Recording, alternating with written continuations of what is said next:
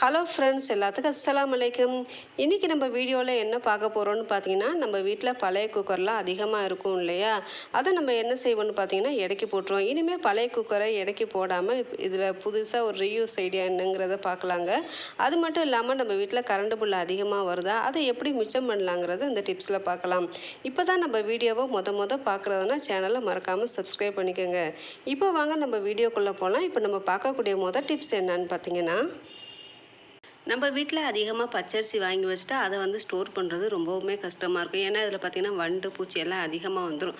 So அந்த பச்சரிசியில் வண்டு வராமல் இருக்க என்ன செய்யலான்னு பார்த்திங்கன்னா, நம்ம வீட்டில் தேவையில்லாமல் இருக்கக்கூடிய குக்கர் இருக்கும் பார்த்திங்களா, அந்த குக்கரில் இந்த பச்சரிசியை போட்டுட்டு நம்ம இந்த மூடியில் பெல்ட் எடுக்க வேணாங்க. இது அப்படியே இருக்கட்டும். அப்படி வைக்கும் போது பார்த்திங்கன்னா நமக்கு இந்த குக்கருக்குள்ளே ஏர் ஃபார்ம் ஆகாமல் இருக்கும். அது மட்டும் இல்லாமல் பூச்சி வண்டு எதுவுமே இந்த அரிசிக்குள்ளே போகாமல் இருக்குங்க. நம்ம இந்த மாதிரி பழைய குக்கரில் இந்த அரிசி போட்டு வச்சுக்கிட்டோன்னு பார்த்திங்கன்னா, நம்ம பச்சரிசி கெட்டு போகாது, வண்டு வைக்காது. ஃப்ரெஷ்ஷாக நம்ம எப்படி கொட்டி வச்சோமோ அதே மாதிரியே இந்த பச்சரிசி பார்த்திங்கன்னா ரொம்ப ஃப்ரெஷ்ஷாக இருக்கும்.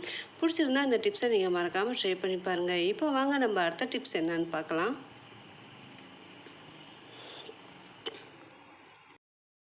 அரிசியில் வண்டு பூச்சியெல்லாம் வந்துருச்சுன்னா நம்ம என்ன செய்யலான்னு பார்த்தீங்கன்னா, இந்த மாதிரி ஒரு வடிகட்டி எடுத்துக்கலாங்க. அந்த வடிகட்டியில் நம்ம அரிசியை போட்டுட்டு ஜலிக்கும் போது பார்த்தீங்கன்னா இந்த அரிசியில் இருக்கக்கூடிய வண்டு பூச்சி வந்துடும். அது மட்டும் இல்லாமல் இந்த அரிசியில் இருக்கக்கூடிய தூசிகள்லாம் பார்த்தீங்கன்னா அழகாக வந்துடும். இதுக்காக நம்ம முரத்தில் போட்டு புடைக்கணுங்கிற டென்ஷனே வேணாங்க. அழகாக நம்ம வீட்டில் ஒரு வடிகட்டி இருந்தாலே போதுங்க. அழகாக இந்த மாதிரி ஜலிச்சுக்கலாம். நான் ஜலிக்கும் போது பார்த்தீங்கன்னா இந்த அரிசியில் இருக்க தூசி எல்லாமே வந்துருச்சு. வண்டும் பார்த்திங்கன்னா கீழே அழகாக விழுந்துருச்சு. இனிமேல் நம்ம முரத்தில் போட்டு புடைச்சி கை வலி எடுக்கணுங்கிற அவசியமே இல்லை. நம்ம வீட்டில் இருக்கக்கூடிய இந்த மாதிரி ஒரு ஜல்லடை இருந்தாலே போதும். சூப்பராக நம்ம இந்த அரிசியில் இருக்கக்கூடிய வண்டு பூச்சியெல்லாம் எடுத்துடலாம். நான் இதை ஜலிச்சுட்டு காட்டுறேன் பாருங்கள். இந்த சட்டியில் எவ்வளோ தூசி வண்டு எல்லாம் இருந்துச்சு பார்த்தீங்களா. இதே மாதிரி நீங்கள் உங்கள் வீட்டில் அழகாக சூப்பராக ட்ரை பண்ணி பாருங்கள். இப்போ வாங்க நம்ம அடுத்த டிப்ஸ் என்னன்னு பார்க்கலாம். இதுக்கு ஒரு பழைய குக்கர் எடுத்திருக்கேங்க. இந்த குக்கரில் நம்ம என்ன செய்யலான்னு பார்த்தீங்கன்னா, நம்ம மசாலா பாக்கெட்லாம் ஓப்பன் பண்ணிவிட்டு அப்படியே வச்சுட்டோன்னு பார்த்தீங்கன்னா அதில் சீக்கிரமாகவே வண்டு பூச்சியெல்லாம் வந்துடும். அதுவும் இல்லாமல் மசாலா பாக்கெட்லாம் கெட்டு போயிடும். ஸோ அது கெட்டு போகாமல் இருக்க என்ன செய்யலான்னு பார்த்தீங்கன்னா, நம்ம வீட்டில் தூக்கி போடக்கூடிய இந்த குக்கர் இருக்கும் பார்த்தீங்களா, இந்த குக்கரில் வச்சுட்டு நம்ம மூடி போட்டு மூடி வச்சோன்னு பார்த்தீங்கன்னா இந்த குக்கருக்குள்ளார ஏர் ஃபார்ம் ஆகாமல் இருக்கிறனால இதில் இந்த மசாலா பாக்கெட்டில் வண்டு பூச்சி வரவே வராதுங்க. மசாலாவை பார்த்திங்கன்னா நம்ம ரொம்ப நாளைக்கு வச்சு யூஸ் பண்ணிக்கலாம். இனிமேல் தேவையில்லான்னு சொல்லி குக்கர் இனிமேல் தூக்கியே போடாதீங்க. நம்ம யூஸ்லெஸ்ஸாக இருக்கக்கூடிய குக்கர்லேயும் இந்த மாதிரி சூப்பரான ஒரு ஐடியாலாம் செய்யலாம். இந்த மாதிரி பழைய குக்கரில் போட்டு வச்சுக்கிட்டோன்னு பார்த்தீங்கன்னா நம்மளோட பொருட்களும் பார்த்திங்கன்னா கெட்டு போகவே போகாது, அப்படியே இருக்கும். பிடிச்சிருந்தா இந்த டிப்ஸை நீங்கள் மறக்காமல் ட்ரை பண்ணி பாருங்கள். இப்போ வாங்க நம்ம அடுத்த டிப்ஸ் என்னன்னு பார்க்கலாம். இந்த டிப்ஸுக்கு பார்த்தீங்கன்னா நான் குக்கரில் அரை குக்கர் தண்ணி வச்சுருக்கேன். அந்த தண்ணியில் நல்லா வெயிட்டான ஒரு கல்லை போடுறேங்க. தண்ணி நல்லா கொதிச்சிருச்சு. கொதித்ததுக்கப்புறம் இதில் நம்ம குக்கரோட மூடியை போட்டு நல்லா வெயிட் போட்டுக்கலாம். இது விசில் வரணும்னு அவசியம் இல்லை. நல்ல தண்ணி கொதிச்சாலே போதுங்க. இதை நம்ம என்ன செய்ய போகிறோம்னு பார்த்தீங்கன்னா, நம்ம வீட்டில் இருக்கக்கூடிய ஷர்ட் இருக்குது பார்த்தீங்களா, அந்த ஷர்ட்டை நம்ம அயன் பாக்ஸ் இல்லாமல் சூப்பராக அயன் பண்ணலாங்க.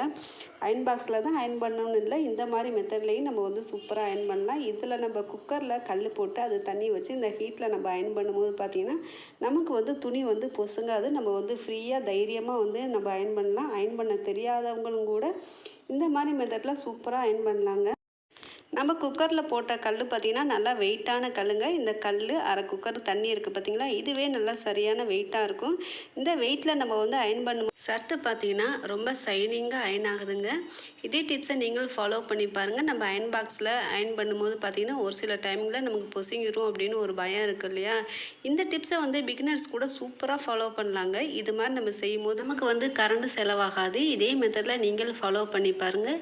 இந்த குக்கரில் போட்ட தண்ணிக்கும் நான் கல்லுக்கும் பார்த்திங்கன்னா 3 ஷர்ட்டு அயன் பண்ணிவிட்டேன். 2 ஷர்ட்டு ஒரு டிஷர்ட்டு நான் அயன் பண்ணேன். ஷர்ட்டு பார்த்திங்கன்னா சரி ரொம்ப ஃபினிஷிங்காக இருந்துச்சு. இதே மெத்தடில் நான் டிஷர்ட்டையும் அயன் பண்ணேன். டிஷர்ட் பார்க்கும்போதே பார்த்திங்கன்னா உங்களுக்கு ரொம்ப சுருக்கமாக இருந்துச்சு இல்லையா. இந்த டிஷர்ட்டையும் இதே மெத்தடில் தாங்க நான் ஃபாலோ பண்ணி இனிமேல் நம்ம அயன் பண்ணதுக்கு வெளியில் கொடுக்கணுங்கிற அவசியம் இல்லை. நம்ம அயன் பாக்ஸில் அயன் பண்ணி கரண்ட்டை வேஸ்ட் பண்ணுங்கிற அவசியமே இல்லைங்க. இந்த மாதிரி செய்யும்போது பார்த்திங்கன்னா நமக்கு கரண்ட் பில்லு வராது. ரொம்ப சூப்பரான ஐடியாவாக இருக்குது. இந்த ஐடியா நீங்கள் ஃபாலோ பண்ணி பாருங்கள். எனக்கு பார்த்தீங்கன்னா டிஷர்ட்டில் இருக்க அந்த பாக்கெட் இருக்குது பார்த்தீங்களா, அந்த பாக்கெட்டில் அதிகப்படியான சுருக்கம் இருந்துச்சு. நான் என்ன செஞ்சேன்னு பார்த்தீங்கன்னா, இந்த குக்கரை அந்த பாக்கெட்டில் ஒரு 5 நிமிஷம் வச்சுட்டேங்க. வைக்கும்போது அதில் இருக்க சுருக்கங்கள்லாம் அழகாக போயிடுச்சு. பாருங்கள், பார்க்கும்போது எவ்வளோ ஃபினிஷிங்காக இருந்துச்சு.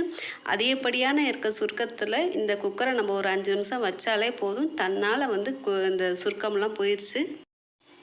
இந்த டிப்ஸ் பார்த்தீங்கன்னா சூப்பராக ஒர்க் அவுட் ஆச்சுங்க. நான் இதை செஞ்சும் பார்த்துட்டேன். நீங்களும் இதே மெத்தடில் செஞ்சு பார்த்தீங்கன்னா உங்களுக்கு கரண்ட் பில்லு வந்து அதிகமாக வராது. வெளியில் கொடுக்கும்போது பைசா கொடுக்கணுங்கிற அவசியம் கிடையாது. இதே மெத்தடில் நம்மளும் ஃபாலோ பண்ணலாங்க. இப்போ வாங்க நம்ம அடுத்த டிப்ஸ் என்னன்னு பார்க்கலாம். நம்ம சப்பாத்தி மாவு ஃப்ரிட்ஜில் வச்சுருப்போம். அது ஓப்பன் பண்ணி பார்க்கும்போது பார்த்திங்கன்னா அந்த மாவு ரொம்ப கல் மாட்டம் இருக்கும். இதில் நம்ம சப்பாத்தி தேய்க்கும் போது பார்த்திங்கன்னா நமக்கு வந்து சரியாகவே வராது. அப்படி தேய்க்கும் போது ரொம்ப கல் மாட்டம் இருக்கும். ஸோ இந்த சப்பாத்தி மாவு எப்படி சாஃப்டாக ஆக்கலான்னு பார்த்தீங்கன்னா, அடுப்பை ஆன் பண்ணிக்கலாங்க. அதில் வந்து குக்கரை வச்சுட்டு குக்கரை ஹீட் ஆனதுக்கப்புறம் இந்த சப்பாத்தி மாவு வந்து ஒரு கிண்ணத்தில் போட்டு உள்ளே வச்சுக்கலாம். இது ஒரு 5 நிமிஷம் இருந்தாலே போதுங்க. ஒரு 5 நிமிஷம் கழித்து ஓப்பன் பண்ணி பார்க்கும்போது பார்த்திங்கன்னா நம்ம உள்ளே வச்சுருந்த மாவு ரொம்ப சாஃப்டாக இருக்கும். எடுக்கும்போது பார்த்திங்கன்னா ரொம்ப கல் மாட்டம் இருந்துச்சு இல்லையா? இந்த ஹீட்டில் வச்சு நம்ம எடுக்கும்போது பார்த்திங்கன்னா மாவு ரொம்பவுமே சாஃப்டாக இருக்கும். இனிமேல் ஃப்ரிட்ஜில் இருந்து எடுத்து சப்பாத்தி போடக்கூடிய மாவை இந்த மாதிரி ஒரு 10 நிமிஷம் 5 நிமிஷம் ஹீட் பண்ணிவிட்டு நம்ம யூஸ் பண்ணோன்னு பார்த்திங்கன்னா நமக்கு சப்பாத்தி ரொம்ப சாஃப்டாக இருக்கும். இனிமேல் கல் போல் இருக்குதுன்னு கவலையே பட வேணாம். இப்போ வாங்க நம்ம அடுத்த டிப்ஸ் என்னன்னு பார்க்கலாம். நம்ம பிள்ளைகளுக்கு தலை வாரும் போது பார்த்திங்கன்னா அதிகப்படியாக சிக்கு இருக்கும். அந்த சிக்கு எடுக்கும்போது பார்த்திங்கன்னா பிள்ளைகளுக்கு தலை வலிக்க ஆரம்பிச்சிடும். ஸோ அந்த பிள்ளைகளுக்கு தலை வலிக்காமல் சிக்கு சூப்பராக எப்படி எடுக்கலான்னு பார்த்திங்கன்னா, இந்த நம்ம சீவக்கூடிய சீப்பில் கொஞ்சமாக வேஸ்லின் தடவிக்கலாங்க. இந்த மாதிரி வேஸ்லின் தடவிட்டு நம்ம பிள்ளைகளோட தலைமுடியை சீவும் போது பார்த்திங்கன்னா சிக்கு விழுக்காமல் தலைமுடி அழகாக வலிக்கிக்கிட்டு வருங்க. இந்த சீப்பில் வேஸ்லின் இருக்கனால இனிமேல் பிள்ளைகளோட தலையில் இனிமேல் சீப்பு போட்டு சீவுறதுக்கு முன்னாடி கொஞ்சமாக நம்ம வேஸ்லின் தடவிட்டு நம்ம சீவணும்னு பார்த்திங்கன்னா அழகாக வலிக்காமல் சூப்பராக சிக்கு எடுத்துடலாம். இனிமேல் பிள்ளைகளும் பார்த்தீங்கன்னா தலை வாரத்துக்கு அழகாக அழுகாமல் சூப்பராக உட்காந்துக்கோங்க. பிடிச்சிருந்தா இந்த டிப்ஸை நீங்கள் மறக்காமல் ட்ரை பண்ணி பாருங்கள். இப்போ வாங்க நம்ம அடுத்த டிப்ஸ் என்னன்னு பார்க்கலாம். இதுக்கு வந்து ஒரு சின்னதாக ஒரு கிளிப் எடுத்துக்கலாங்க. இந்த கிளிப்பில் வந்து கொஞ்சமாக நம்ம பெவி பாண்ட் யூஸ் பண்ணிக்கலாம். யூஸ் பண்ணிவிட்டு இதை நம்ம என்ன செய்யலாம்னு பார்த்தீங்கன்னா, நம்ம சார்ஜர் மாட்டுறதோடைய கேபிள் பார்த்திங்கன்னா வழியே போட்டு வச்சுருப்போம் இல்லையா? ஸோ தொலைஞ்சு போகவும் சான்ஸ் இருக்குது. இதை நம்ம தேடிக்கிட்டு இருக்காமல் சூப்பராக ஒரு ஐடியா எப்படி செய்யலாங்கிறது பார்க்கலாம். இந்த கிளிப்பில் பெவி பாண்டு தடவிட்டு நம்ம எந்த இடத்துல சார்ஜ் போடுவோமோ அந்த இடத்துல வந்து இந்த கிளிப்பை வந்து நம்ம ஒட்டி விட்டுக்கலாங்க. இது வந்து ஒரு 5 நிமிஷம் 10 நிமிஷம் ஆகும் இந்த பெவி பாண்ட் வந்து அந்த ஸ்ட்ரிப்பாக ஒட்டிக்கிறதுக்கு. இது ஒட்டினதுக்கப்புறம் நம்ம வந்து இது மேலே நம்ம கேபிளை வந்து சுற்றி வச்சுக்கலாம். இந்த மாதிரி சுற்றும் போது பார்த்திங்கன்னா நம்ம கேபிள் தேட வேண்டிய அவசியமே இல்லை. பிடிச்சிருந்தா இந்த டிப்ஸை நீங்கள் மறக்காமல் ட்ரை பண்ணி பாருங்கள். இவ்வளவு நேரம் என் வீடியோவை பொறுமையாக பார்த்தவங்க எல்லாத்துக்கும் ரொம்ப ரொம்ப தேங்க்ஸ். தேங்க்யூ ஃபார் வாட்சிங். அஸ்ஸலாமு அலைக்கும்.